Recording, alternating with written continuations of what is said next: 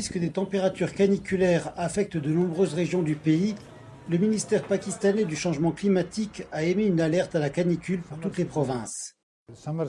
La saison estivale est en cours, donc nous nous attendons à davantage de vagues de chaleur au mois de mai et de juin également. Les organismes mondiaux avaient mis en garde contre une longue et forte vague de chaleur dans le sous-continent d'Asie du Sud, les températures moyennes enregistrant une hausse de 6 à 8 degrés Celsius. Le Pakistan fait partie des 10 premiers pays les plus vulnérables au changement climatique. Donc en hiver, il y avait moins de pluie. En mars, les températures étaient trop élevées. Et la même situation s'est ensuite répétée le 30 avril avec une température record de 49 degrés Celsius qui a été enregistrée à Jacobabad. Les chiffres des précipitations ont également chuté, avec 62% de pluie en moins jusqu'à présent cette année, ce qui a provoqué le quasi-assèchement des fleuves et des barrages.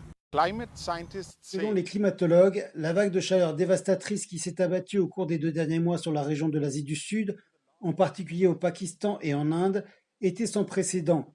Mais peut-être que bien pire est à l'horizon, car le réchauffement climatique se poursuit rapidement. Sur le marché animé d'Islamabad, Muhammad Shahid a dressé son étal de lassi, une boisson traditionnelle préparée avec du yaourt, du lait, du sucre et de la glace. Par cette chaleur, un soda normal ne compense pas l'énergie qui est drainée du corps.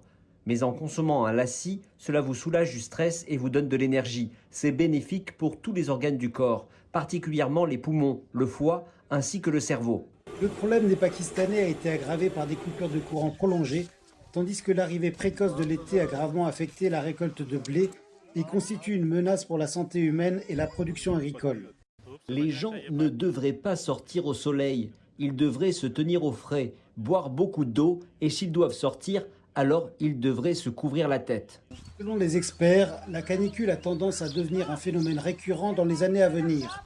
Le gouvernement pakistanais a donc besoin de faire davantage pour fournir de l'assistance technique aux autorités provinciales et locales afin de leur permettre de s'adapter aux nouvelles réalités climatiques en prenant des mesures telles que la création de plus d'espaces verts dans les villes et les villages afin d'offrir aux gens de l'ombre et des espaces de respiration.